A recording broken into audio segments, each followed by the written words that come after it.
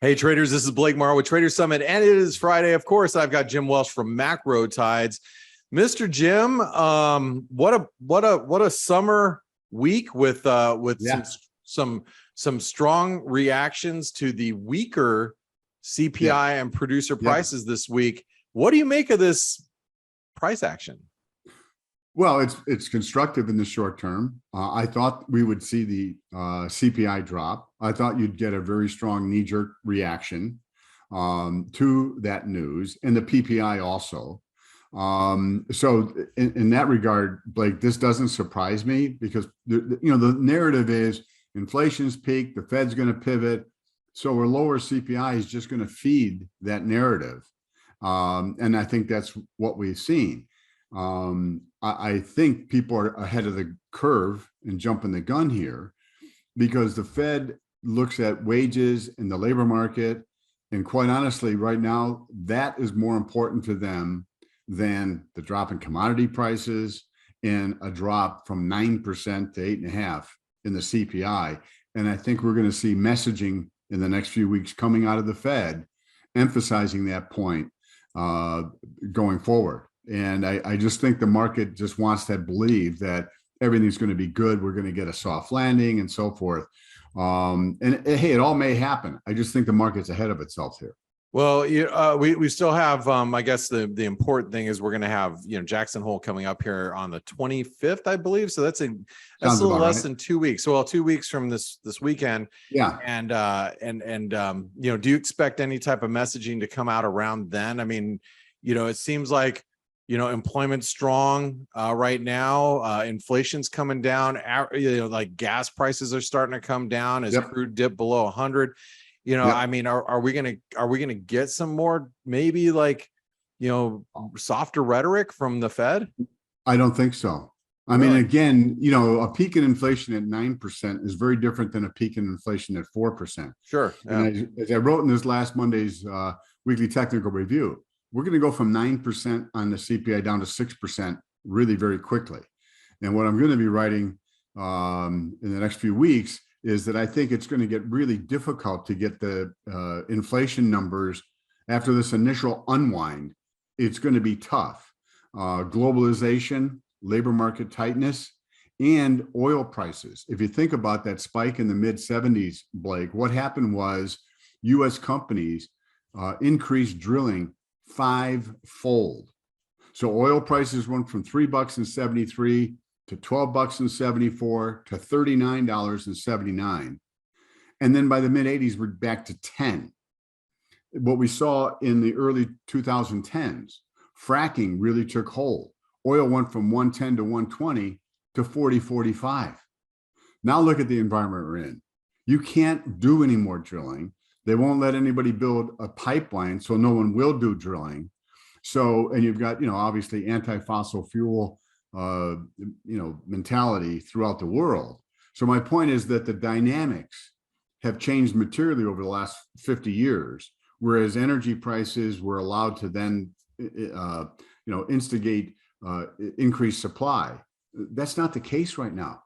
And so to me, that just says that potentially oil prices, they're going to come down, but they're not coming down to $40 anytime soon. In other words, just the change in history of what we saw in the mid 70s, 2014, 15, and what subsequently happened, we're not going to see a big increase in supply, which really relieved that part of the equation. And I don't want to scare anybody, but I think if you go back to those times, even though I was alive and I was younger, I wasn't in the markets, but it's not, inflation stayed persistently high for a prolonged period of time. Yeah, I mean, in the 70s, and that was part of it. The other thing was wage growth was really picking up. The cost of living increases, that's what took hold in the mid 70s, and wages kept staying pretty high. Well, if you look at the labor participation rate, it peaked in 2000. It's been trending lower. So we're not augmenting labor market growth via immigration, and we see birth rates extremely low. So we're going to see labor market growth stay low for the next 20 years. And that just, to me, puts a floor under wages. So are we going to see all these things stop the rate of change slow? Absolutely. But it's like we're establishing a higher plateau in an awful lot of stuff. So it's like, okay, we had this huge surge of inflation, the cost of living ratcheted up, and then it's going to stay at a relatively high level, I think, for a period of time. What that means for monetary policy is that I think the Fed has indicated quite clearly, first, they wanted to get to neutral as expeditiously as possible. They've done that. Now the messaging is, okay, inflation hasn't backed off in the key areas that we want to see. Now we're going to 3.25 to 3.5, because, Bullard said it best, Blake. He said going from 0.25 on the Fed funds to 2.25 is not tightening. It's removing accommodation. So everybody says, well, the Fed's tightened more than any time in history. No, they removed accommodation. And I don't think people understand that concept. Now what the Fed is saying, all right, we're at neutral so that the funds rate is neither accommodative or restrictive. Now we're going to start to tap on the brakes and make it modestly restrictive as we go to 3.25. And the other aspect of what they've been messaging, which is counter to what Wall Street expects, is we're going to have it up there and then we're going to hold it up there for a while and let it bite and slow things down. Wall Street expects, they're going to go up and they're going to be a year from now, there'll already be at least 2 rate increases. And the Fed has pushed back against that pretty strongly. They lost a lot of credibility last year because they were so wrong about, transitory inflation. And I think, people just conclude they're going to be wrong about this too. They're talking tough, but they aren't going to follow through. Well, with inflation as high as it is and as broad-based as it is, it's going to take time and it's going to take, tighter monetary policy. Now, whether or not the market's going to ignore that, we'll see. I'm skeptical, especially as we get into next year. All right. Well, let's that's some great thoughts there, Jim. Let's go ahead and jump into your charts with the first one you brought to us today is the financial conditions. Explain to us what we're looking at here. Okay, basically, this measures what's happening with stock prices, treasury yields, the dollar, credit spreads, and so forth. And as the Fed raises interest rates, typically, what do you see? Bond prices decline, the stock market declines. In this case, we saw a big rally in the dollar. Spreads widen between treasury bonds and corporate bonds. Well, over the last 5-6 weeks, we've seen financial conditions ease significantly because everything's rallied. Well, this is kind of, in a sense, working against the Fed because they tightened financial conditions to slow the economy. Obviously, we've seen in the last 5-6 weeks that's pushing against that. The other thing is, as you know, I'm not in the recession camp. All right. I don't think we're in a recession yet. I'm not saying we're not going to one, but right now. Well, this improvement in financial conditions is supportive of the economy. As I mentioned, gas prices going from $5 nationally to under $4. What's that going to do with consumer spending? It's going to improve from where it was a month or so ago. Sure. So to me, these are all things that are supportive of, the economy having slowed. Again, trade subtracted 3.2% in the first quarter, inventories 2% in the second quarter. At some point in time, inventories will be paired enough that they reach an equilibrium point. So that subtraction becomes a zero. So if you look at the Atlanta Fed, it's amazing. Like 4 or 5 weeks ago, everybody's going, oh man, the Atlanta Fed's minus 1.9%. We're definitely in a recession. You know what the estimate right now, and it's going to change a lot, but the estimate right now, I looked it up yesterday, was 2.5% positive for the third quarter. So my only point is the economy is not as weak as people have expected. The drop in financial conditions, gas prices, and so forth are all supportive of the economy. And it gives the Fed confidence they can go to a modestly tighter policy with the funds rate at 3.25 or so. With the potential, it will go higher. But that's where they're headed, and they want to keep it. Once we're there, they're going to want to keep it up that high. Well, let's translate it and how to make money in the markets, because the next chart you brought up is the AD advanced decline line. So what do we have here? Last week when we talked, I said, hey, if the S&P gets above, I think it was 41 something or other, it's like, okay, I look to go short. Well, on Monday, I kind of changed my opinion, and I wrote about it in the weekly technical review. And said, listen, if you look at the AD line, it's above the high from June. It broke the downtrend line that it had been in, that green trend line.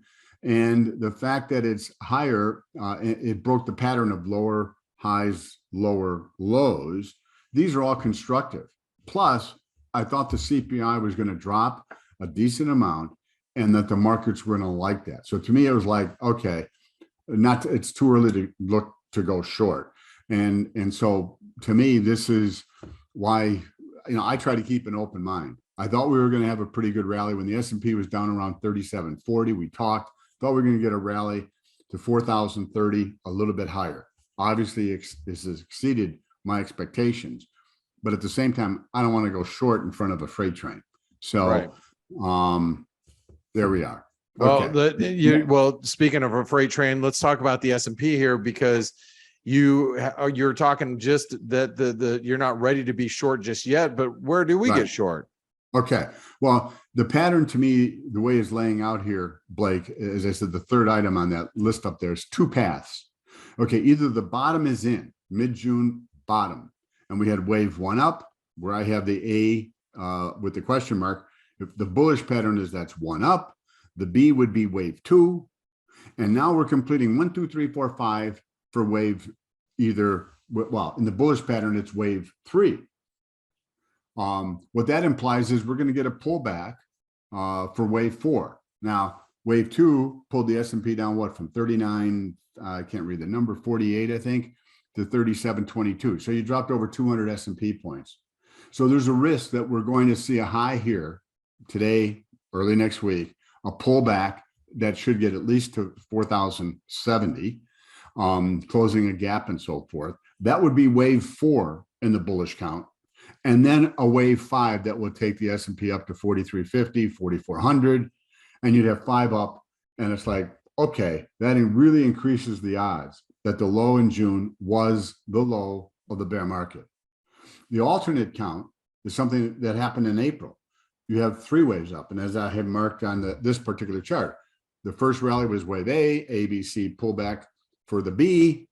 And then this 1, 2, 3, 4, 5 is completing wave C of a big, what I would say is a wave. So I'm not in the camp, oh, we're going to new lows right away. I think there's a potential, Blake, that this is completing wave A. We'll see a deeper pullback. That'll be a down, up, down pullback for wave B. And that could get you down to 3,900, give or take, 3,950.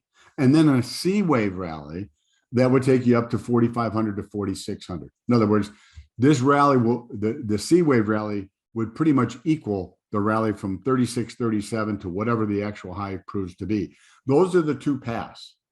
So for me, it's like, okay, both of them argue for a pullback. One, a shallow pullback for wave four, then another surge, or a deeper pullback for wave B, and then another surge. But near term, it argues for a pullback. As I note on the bottom of the chart, the panel shows the RSI. This is a 2-hour chart. You can see the divergences that started to form late May, first part of June. We seem to be kind of doing something similar. Yesterday, the call put ratio was 145. That's the highest back to like mid-April, higher than at the June peak, the June 7th peak. So to me, a lot of things are coming together that say, okay, at a minimum, we should have a wave four pullback. If I'm a bull, I'm looking for a wave four pullback and then another rally to a higher high to complete wave one off the low at 36, 37. So the next month is going to be kind of critical for me, at least, in terms of the longer term implications of the wave pattern as it unfolds. All right. Well, I think a lot of people that are calling for new lows from here are probably a little discouraged at this moment listening to your analysis. Let's take a look at TLT. So what do you make of the bond market here? Okay. Well, as you know, liked TLT back in mid-June, around 110, a couple of weeks or a week and a half, whenever it was, that Monday, Tuesday, said, okay, time to sell. We got lucky, caught really almost the top tick. So far, it looks, as I've noted, three ways down for A, B, C up for a B on the grid CPI number, and we've come down. The 50% retracement of the rally from 108 to 120 is 114.40. We got a little bit below. So my take here on the bond market is kind of like the S&P a little bit, in that rally up to 120 is either wave A of a bigger ABC that takes the TLT up to 125.26. And this is an ABC pullback for wave B. The alternative is that the rally to 120 is wave four, and we're going to lower lows. I'm not in that camp yet, Blake. I'm just not, because I think the economy is going to show more signs of slowing. I continue to believe the Fed is going to do 50 basis points. I never was in the 75 basis points for September. But they're going to continue to talk tough and convey the message that, this is a bigger inflation problem that needs to be addressed over time. So to me, TLT is similar in the sense of it needs to dig in, hold, I'd say at least above 112-ish. You can see that other low at 112.05 or whatever that number is. Yeah. Just a 618 retracement would be down, probably under 113 of the move to 120, and then look for another move higher. Okay. So I'm out and I'm waiting to see what unfolds. Sounds good. But speaking of 618 retracements, gold hit a 618 retracement, and I believe if my numbers are correct in my head, it's at 1800 or 1803 spot of this move to this move. So here we are at a 618. If I'm a gold bull, do I worry about that? I mean, do you think we're going higher? What do you think here? My take is we're going higher. You can see again a pretty clear 1, 2, 3, 4, 5 off the low. So two things come in place. I was looking for a low around 1700 to complete the correction that began in August of 2020 from 2070. So A down to the March 21 low, B high the March of this year, and then 1, 2, 3, 4, 5 for wave C. So all that fell into place. 5 up, I think at a minimum, and I've been saying this for a few weeks, a rally to 1850. So 5 up means you could have a pullback. Could it pull back towards 1755? It's possible. But I think what happens next is it gets above that trend line that you see that it's bumping up to. And then once it does that, a move up towards 1850 should follow really pretty quickly. So again, I think the odds favor, as I was recommending gold in the low 1700s, like we're going to 1850, maybe 1870, and then we'll see what happens. That my view hasn't changed at all. I think the evidence, if you will, has strengthened that probability. All right. Well, that's good for if you're a gold bull. They might be wiping some sweat off of their brow at this moment. The next chart you brought up is the dollar. So tell us about the dollar, because we broke through these lows, and I think a lot of people got caught short dollars because weak CPI, weak producer prices. They didn't get anything. They didn't get paid. Right. Dollar bears. So what do you make out of that? You got the longer term trend line that it held. All right. Yep. So to me, a bounce to the 106.50, 106.75 ish range, where I have that horizontal line drawn there, that just makes sense. It looks like ABC down to me. It's hard to see 5 waves on that pullback. So you get a bounce for a B wave. And I do believe at least I think the dollar will make it down to 102 or so. Gosh, that means the euro is going to 105, and I know you want to talk about. Well, let's talk about the euro, but I have to say, Jim, with gold and the dollar, you can't get your cake and eat it too. If the well, the bounce in the dollar, we're talking, I think, short term. Okay. It's a bounce. Yeah. It lasts a handful of days to a week and a half or something like that. Right. The euro is the inverse. So the rally that the dollars did off its trend line, well, the euro bumped the overhead downtrend line. I think a pullback to 101 or so, maybe even a touch lower, is possible. But my view is if the euro is going to take out that trend line, just like the dollar is going to take out that support line that it's just bounced off. And I think a move up to 107.50 is coming. It's going to take a little while, but I think it's coming. And as mentioned, I think 2-3 weeks ago, I don't think the ECB is going to raise rates aggressively, given everything that they're laying out. And for a while, them lagging the Fed was bearish to the euro. I think at some point in time, it's like, thank God the ECB isn't being stupid going into winter, raising rates when energy is going to be a very, very significant drag on the economy. So the probability of a recession in Europe, to me, is double at least what it is in the U.S. My dreams of traveling back to Greece with a 90-cent euro is diminished now because of your little analysis. But I'm jokes aside, I do want to say, and I think we pointed this out last week, I mean, there's been a lot thrown at the euro. I mean, everything. I couldn't even formulate a story that could be worse in the Eurozone. I mean, let's not get creative. We could probably put together some good stories, but I mean, the Euro's had a lot thrown at it, and it still is above parity. I think we have to respect that, right, Jim? I agree. And again, the positioning in the euro, the positioning in the dollar is extreme bulls for the dollar, extreme bearishness for the euro, which supports exactly what you just said. Yeah. And just the chart patterns to me is just like, okay, the dollar I was looking for a high. It stretched a little bit further than I expected, but I think we're going to get this pullback. Now, I also think the dollar is going to move above the 109 high next year. So you may get your 90 euro after all. So again, I think the move up to 107.50 is just going back to wave 4 of lesser degree, potentially on the euro. And then I think there's a drop that will take out the low we've seen in the last month. I don't know about it getting down to 90, but I think there's the potential that I think there's a high likelihood that the dollar will make higher highs next year. Again, I think the markets are misreading inflation, what the Fed is intending to do, and what that will ultimately mean potentially for the dollar. I think it'll be supportive, but in the near term, I think we're going to see, weakness in the next month or two. Well, damn it, Jim, I have a hard time figuring out what's going to happen 15 minutes from now, let alone what's going to happen in 2023. So, if you guys and gals are really enjoying what Jim does, thank him by checking out, Macro Tides and going to his website and trying out his your technical analysis and your macro analysis. It's great how you combine them both. So I appreciate that. One thing I just mentioned real quick, Blake, on our webcast last weekend, basically, because it comes out on the weekend, S&P goes to a higher high, look to go short.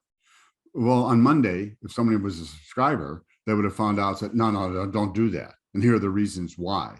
So if you like what I'm doing, realize that getting the weekly technical review will be a real, I think, supportive add-on to what you and I are doing every week. Absolutely, Jim. And you all should check it out. Make sure you give him a thumbs up if you're watching us on YouTube. Subscribe to the channel so you don't miss any of this exclusive content. Jim, I know we've got comments on YouTube that people really enjoy your analysis. They look forward to it every week. If you all have any input regarding what Jim's doing, make sure you jump in the comments section and communicate with us in our community. Jim, I want to thank you for being with us every week. Have a great weekend and good luck next week trading. Hey, you too, Blake. Thank you very much. Hey traders, Blake Morrow here. Thanks for stopping by our YouTube channel. Don't forget to like, share, and subscribe to our channel. Also click the bell notifications so you do not miss any of our market-related trading analysis from some of the leading industry experts. Thanks for stopping by. We'll see you in the next video.